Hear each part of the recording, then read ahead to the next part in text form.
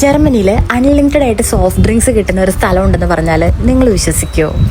നിങ്ങൾ കുറേ പേർക്ക് അത് അറിയായിരിക്കുമല്ലേ? എന്നാൽ അറിയാത്തവർക്ക് വേണ്ടിയിട്ട് പറയാട്ടോ. ഇവരിവിടെ പച്ചവെള്ളം ഫ്രീ ആയിട്ട് കൊടുത്തില്ലെങ്കിലും കോള ഫ്രീ ആയിട്ട് കൊടുക്കുന്നുണ്ട്. KFCയിൽ നമ്മൾ 1 ടൈം ഓർഡർ ചെയ്ത് കഴിഞ്ഞാൽ നമുക്ക് എന്തോരം വേണമെങ്കിലും എടുത്തു കുടിക്കാട്ടോ. ഈ ഒരു ഗ്ലാസ് മാത്രം നമുക്ക് കിട്ടിയാൽ മതി. പിന്നെ ഇതൊന്നും അത്ര ഹെൽത്തി അല്ലാത്തത് കൊണ്ട് അവർക്ക് അധികം നഷ്ടമൊന്നും ഉണ്ടാവില്ല എന്ന് നമുക്ക് വിചാരിക്കാം അല്ലേ? ഇടയ്ക്കിടയ്ക്ക് KFC പോകാന്നുള്ളത് എനിക്കൊരു ശീലമാണ് കേട്ടോ.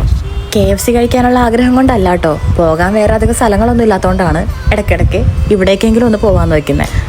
പോകാൻ വേറെ സ്ഥലമൊന്നും ഇല്ലാത്തത് കൊണ്ട് KFC പോയിരിക്കുന്ന ആരെങ്കിലും നിങ്ങളുടെ ഇടയിലുണ്ടോ ഗൈസ്?